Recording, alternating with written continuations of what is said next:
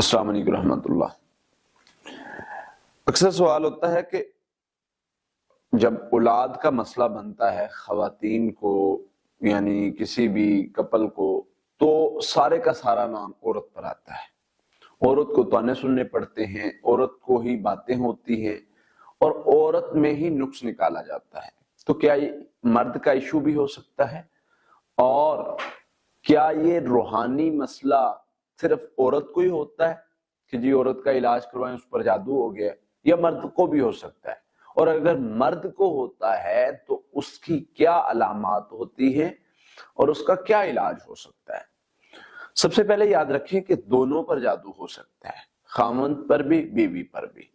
For example اولاد کی رکاوٹ کا جادو کیا گیا ہے، اب بیوی اتنی سٹرونگ ہے روحانی اعتبار سے کہ اس پر جادو نہیں ہو سکتا، وہ پڑھائی کرنے والی ہے، وہ حفاظتی پڑھائی کرتی ہے، وہ اذکار کرتی ہے، اس پر جادو نہیں ہو رہا۔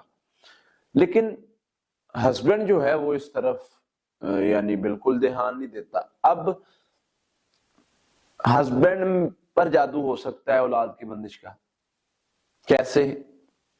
یعنی شیطان نے کوئی نہ کوئی ایسا راستہ بند کرنا ہے جس کے ذریعے سے اولاد ہوتی ہے، یعنی وہ سپرم کا ایشو ہو، وہ فزیکلی پرابلم ہو، وہ کوئی بھی ہو سکتا ہے، اس میں پرابلم کریٹ کرنی ہے۔ اب اس میں پرابلم آتی ہے تو مسئلہ بڑھتا ہے، اور مسئلہ بڑھتا ہے تو پھر بڑے مسائل جنم لیتے ہیں، یعنی کوئی بھی مطلب ہسبینڈ کو ایشو آ گیا جس کی وجہ سے وہ یعنی اس قابل نہیں ہے کہ وہ اس سے بچہ پیدا ہو سکے، یا کوئی بھی مطلب رکاوٹ آ سکے، وہ اکثر میڈیکلی کئی پرابلمز ہیں، سپرم ایشوز ہیں، اور اس کے علاوہ کوئی اور کچھ مسائل ہوتے ہیں جن کی وجہ سے ان کے پرابلمز بن سکتے ہیں، اور یہ روحانی مسائل سے پاسبلٹی ہے، جادو سے پاسبل ہے، ایسا ہو سکتا ہے۔ اگر بیوی پہ نہیں ہو رہا تو خاوند پہ بھی ہو سکتا ہے نا بھائی۔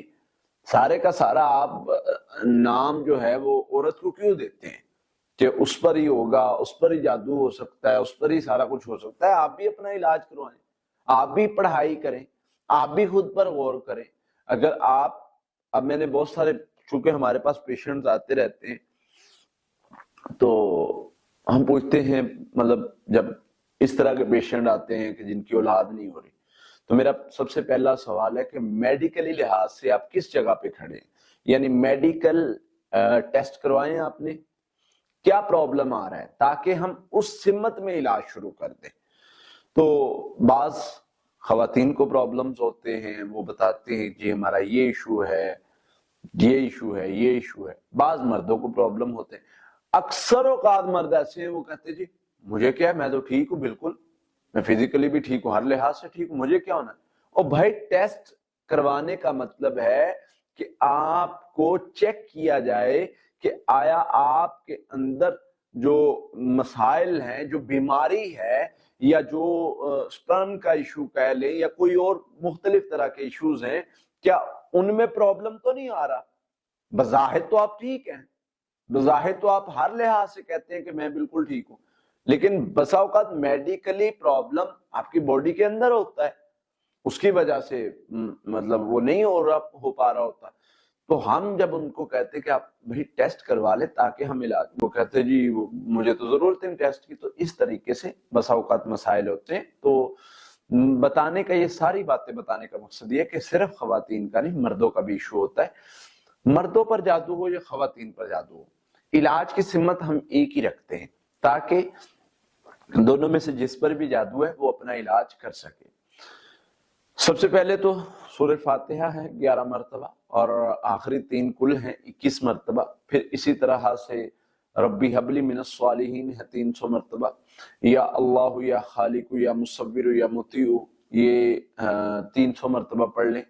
اور اس کے علاوہ یہ صبح و شام پڑھائی کرے مرد، اور دم سنے اور پانی پر دم کر کے پانی پیے، پانی سے منہ دھوئے، اور اسی طرح سے دم ہمارا صبح و شام سنے، اور دونوں خاوند بیوی کثرت سے استغفار پڑھیں، یعنی دونوں میں سے کسی کا بھی یعنی ایشو اگر ہوگا میرا اللہ ختم کر دے گا اس شر کو. اگر شر کی وجہ سے مسائل بن رہے ہیں، اگر شر کی وجہ سے پرابلمز کریٹ ہو رہی ہیں، تو میرا اللہ اس شر کو ختم کر دے گا اور انشاءاللہ میرا اللہ اولاد نرینہ سے نوازے گا.